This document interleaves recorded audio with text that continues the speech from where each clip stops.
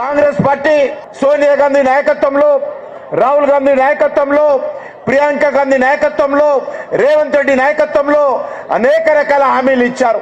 ఈరోజు 2 సంవత్సరాలు కావస్తుంది. మరి ఈరోజు రేవంత్ రెడ్డి రాష్ట్రమంతా పర్యటిస్తా ఉన్నాడు.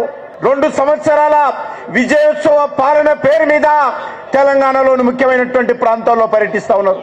పార్టీ తరఫున, ప్రభుత్వం తరఫున ఉత్సవాలు నిర్వహిస్తా ఉన్నారు. నేను ఈ సందర్భంగా ముఖ్యమంత్రి రేవంత్ రెడ్డి గారు ఒకటే సవాల్ చేస్తా ఉన్నాను. రేవంత్ రెడ్డి గారు, మీరు ఏ ముఖం పెట్టుకొని ఈ యొక్క ఉత్సవాలు నిర్వహిస్తున్నారో ఈరోజు తెలంగాణ ప్రజలు నిన్ను ప్రశ్నిస్తుందని అడుగుతా ఉన్నాను. భారతీయ జనతా పార్టీ నిన్ను ప్రశ్నిస్తుంది.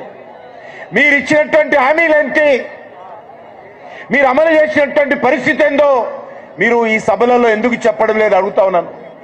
ఎంతసేపు ఆయన రెండే చెప్తాడు, ఒకటి ఫ్రీ బస్సు, ఒకటి సన్న బియ్యం. నేను ఈ సందర్భంగా తెలంగాణ ప్రజలకు కూడా కోరుతా ఉన్నాను, సన్న బియ్యంలో కూడా వారిచ్చేటువంటి సన్న బియ్యంలో ప్రతి కేజీ వెనక నరేంద్ర మోడీ గారి ప్రభుత్వము, బీజేపీ ప్రభుత్వము, కేంద్ర ప్రభుత్వము ప్రతి కేజీ వెనక 43 రూపాయలు కేంద్ర ప్రభుత్వం ఇస్తున్నది, 13 రూపాయలు మాత్రమే తెలంగాణ ప్రభుత్వం ఇస్తా ఉన్నది. రేవంత్ రెడ్డిని అడుగుతా ఉన్నాను, అయ్యా మీరు ఇచ్చినటువంటి హామీలు 2 సంవత్సరాలు అయిపోతుంది కదా, ఏ వర్గానికైనా న్యాయం చేశారా? ఈరోజు రేవంత్ రెడ్డి చెప్పాల్సినటువంటి అవసరం ఉంది.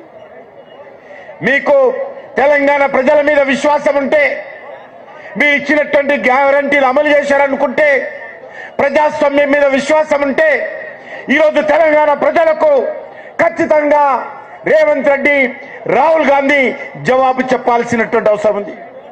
ఏ రకంగా మార్పు వచ్చిందో చెప్పాలి, ఏ రంగంలో మార్పు వచ్చిందో చెప్పాలి. ఒకటి మాత్రం మార్పైంది, గులాబీ జెండా పోయి చేయి గుర్తు జెండా వచ్చింది తప్ప ఈ తెలంగాణలో ఏ మార్పు రాలా, ఏ మార్పు రాలా.